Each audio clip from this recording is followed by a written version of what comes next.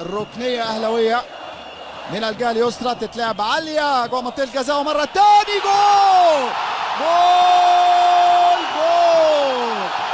جونيور أجاي، جونيور أولوافيني أجاي، القاتل ذو الوجه الملائكي، مفاجأة التشكيل يدفع به ريني فايلر على حساب كل المهاجمين، يراهن على النيجيري والنيجيري يكافئ فايلر على اشراكه ويحتفل على طريقة مؤمن زكريا ويسجل اول اهداف هذه القمة من ضربة ركنية تفوت من الكل، تتصلح امام جونيور أجاي، ما فكرش مرتين، مرة واحدة، لمسة واحدة، فيرست تايم، واول هدف يهز شباك محمد عواد. وعواد يتصدى، عواد والتاني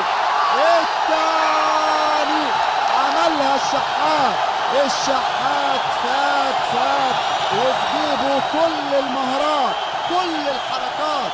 البداية من عند حسين الشحات ومكتوبه له انه يسجل الهدف لانه عدى من حمدي النجاز، فات ومر وفات. حسين الشحات عدى بشكل رائع من حمدي النجاز واتلعبت الكرة، انقذها عواد لكن اتردت له مرة تاني، ما يضيعش الفرصة المرة دي ويسجل الهدف الثاني. شوف مهارة كبيرة جدا حسين الشحات، تألق من محمد عواد، متابعة عبد الشافي، غلطة كبيرة جدا من محمد عبد الشافي وكأنه بيعمل اسيست لحسين الشحات وبيقول له عوض الهدف والكرة اللي انقذها عواد. خطأ في ابعاد، طبعا خطأ واضح في ابعاد الكرة من شيفي للجبهة اليمنى الزملكاوية. فايلر زي ما قلت في الشوط الاول سيطر على المفاتيح. أجاي ولد الله على الثالث اهلاوي في الدقيقة 49.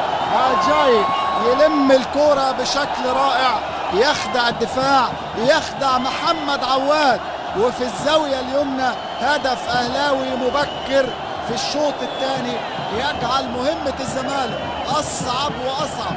التأخر بثلاثية، التأخر 3-0 والنتيجة واضحة تماما على الجمهورين. فرحة أهلاوية غامرة، صدمة زملكاوية 3-0 للنادي الأهلي في الدقيقة 2.